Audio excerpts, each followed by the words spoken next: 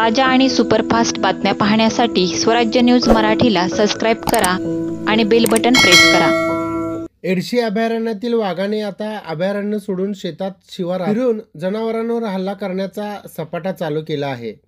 बार्शी तालुक्यातील कोरेगाव वनपरिक्षेत्रालगत वाघाने 4 दिवसात 3 जनावरांवर हल्ला करून 2 गायींवर हल्ला करून ठार केले, तर यापूर्वी वडजी शिवारात बैलावर हल्ला करून गंभीर जखमी केले आहे।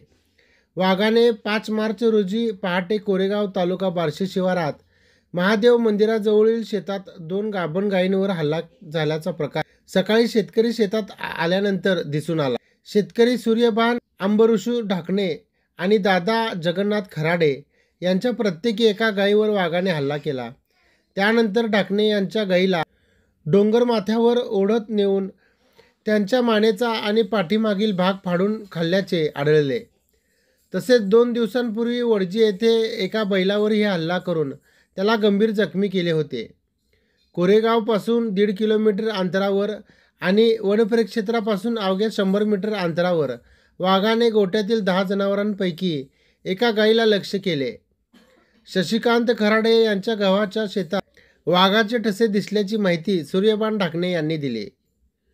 वन विभागाच्या अधिकाऱ्यांना व रेस्क्यू टीमला सकाळीच या घटनेची माहिती देण्यात आली होती, मात्र त्यांनी दुपारी 12 वाजता घटनास्थळी भेट देऊन पाहणी केली।